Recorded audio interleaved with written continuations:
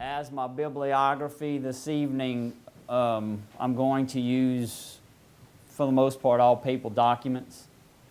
3 of the 4 are going to be from, I call him St. John Paul II, even though he's not officially canonized yet. That'll happen in April. But St. John Paul II, being Mulieris Dignitatem, which is Latin for the dignity of women. It's an apostolic letter from 1988. And at the time, I wasn't so much into that letter. Steve and I were in intermediate accounting, and we were, the talk this evening is going to be on feminine genius, and we were looking for the feminine genius that would be in our lives later on, and I found mine about a year later. But I wasn't into this document at that time. But fortunately, that all transpired. Familiaris Consortia was a few years before, 1981. It's an apostolic exhortation. The Christian family in the modern world. And then the 2 big guns will roll into there, the Gospel of Life and Humani Vitae. Both are encyclical letters which carry doctrinal authority. Of course, Humani Vitae was not John Paul II, that was Paul VI. And that was released less than 3 months before I was born in 1968. I got a lot to cover, so let's roll right into it. I want to talk about feminine genius first. And in this document on the dignity of women, as I was reading through it, and I've been challenged as to whether or not I've read this document. So I went ahead this week and I read it front to back, which is only about 8.5 by 11, is only about 39 pages. So it's not bad. And I did a lot of study on theology of the body with Christopher West within the last 10 years.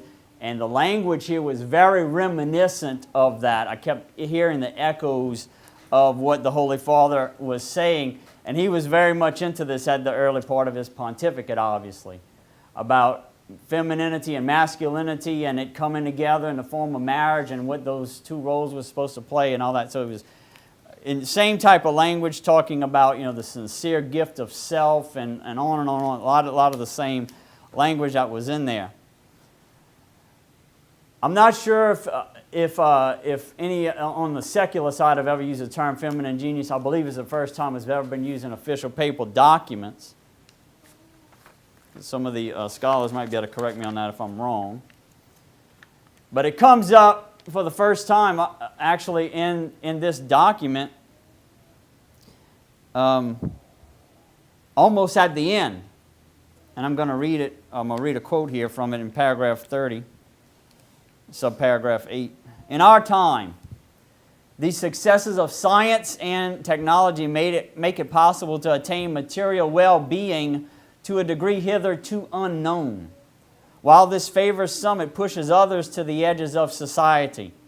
In this way, unilateral progress can also lead to a gradual loss of sensitivity for man, that is, for what is essentially human.